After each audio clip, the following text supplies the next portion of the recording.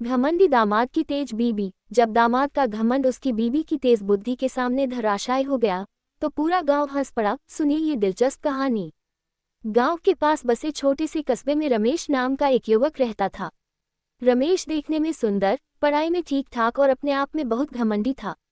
शादी के लिए उसके रिश्ते कई जगह से आते थे, लेकिन आखिरकार उसकी शादी पड़ोसी गांव की सुशिक्षित और समझदार लड़की सुमन से हो गई। शादी के शुरुआती कुछ दिन बहुत अच्छे गुजरे।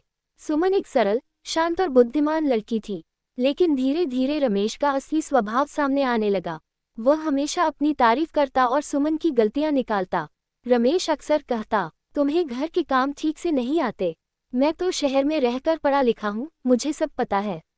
सुमन ये सब सुनकर भी चुप रहती, लेकिन मन ही मन उसने सोच लिया कि अगर रमेश का घमंड ऐसे ही बढ़ता रहा तो उसे सबक सिखाना जरूरी है।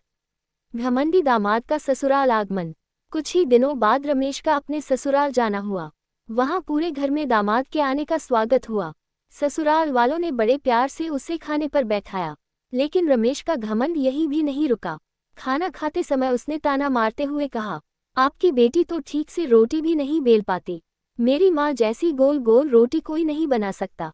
ये सुनकर सुमन मुस्कुरा दी और बोली, अच्छा जी, तो आज रोटी आप बेल कर दिखाए। दामाद की परीक्षा। रमेश को लगा कि यह तो आसान काम है।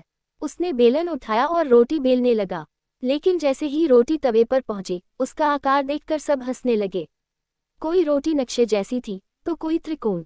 सुमन ने शांत रहकर बेलन उठाया और पलक झपकते ही गोल गोल रोटियां बेलकर तवे पर डाल दी।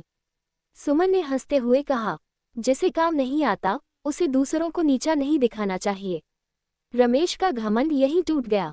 उसे समझ आया कि पढ़ाई लिखाई के साथ घर का काम जानना भी एक कला है और इसका मजाक उड़ाना बेवकूफ़ी है।